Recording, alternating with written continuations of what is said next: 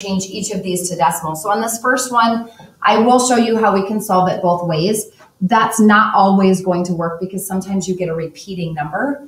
And so you could maybe get an approximation working off of those decimals, but it wouldn't give you an exact answer. So I'm going to start out with just going ahead and working it as fractions. So first of all, when I go from 3/7 to 3/8 to 7/8, that would be an increase. So I know in the end it's a percentage increase.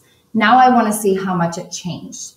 So the key thing here is because I already have a common denominator, I don't have to go through and do the crisscross straight across and subtract. I already have the same numbers on the bottom. So I can go ahead and just find my change between these two numbers. So it went from 3 to 7, that's a change of 4 over 8.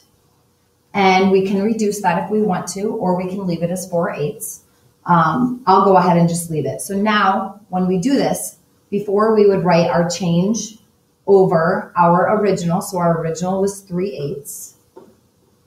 Here's what we have to remember. Now that we're working with fractions, we have to remember that rule of dividing by fractions. We're used to seeing division of fractions written from left to right. So I'm going to go ahead and write it that way so that you can now see all I did was I shifted it out of that fraction form and just wrote the division sign here and then put my 3/8 next to it. Okay, so now our rule for fractions is we keep, so 4/8, unless you reduced it to 1/2, that's okay.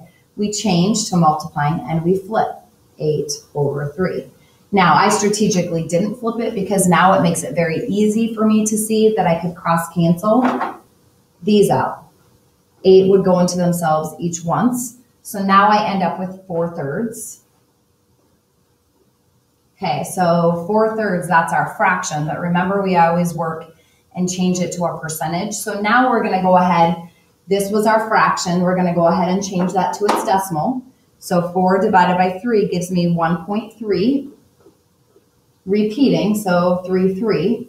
Percentage-wise, we would go 2 places, so it's 133% increase in the end. Okay, had I worked it off of decimals, this would work using decimals.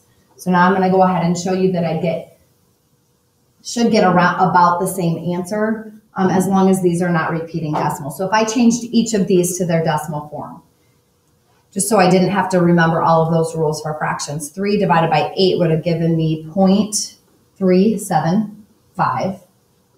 2. Now if I do 7 divided by 8, it gives me 0.875. Now I can go through and do the same process that I did on the previous ones where they weren't fractions.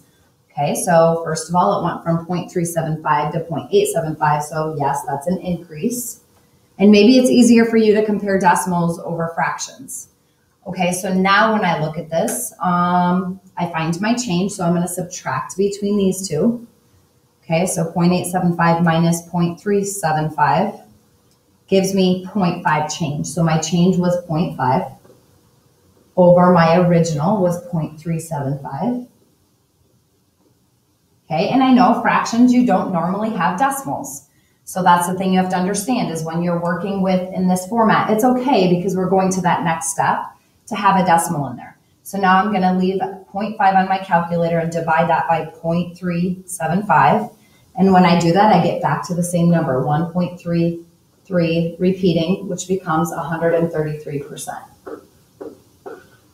Okay, so if you're more comfortable changing it to its decimal form, you can do that.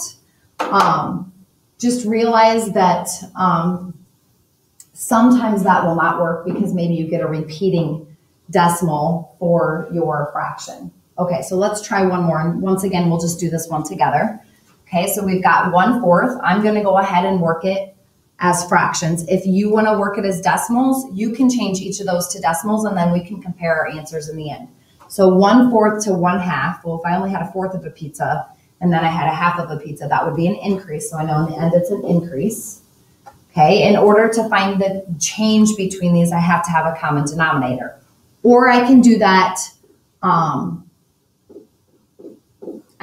crisscross. Here, it's not going to matter. I'm not going to have a negative answer even though here I set it up that way. So I'm going to find the difference between I should have written this out the other way. 1/2 minus 1/4, just so that I follow the rules. Okay, so I would have 4 minus 2 over 8. So when I do 4 minus 2, that gives me 2/8, which is 1/4. Okay, so that's my change over my original 1/4. Okay, a fourth divided by a fourth looks like this. Hopefully you could do that in your head, but maybe not. Maybe you need to see it. So then it becomes 1/4 times 4 over 1, which is 1. Okay, remember, you now have to change that to a percent. So 2 places, decimal's not shown, it's here. 2 places, it becomes 100% increase.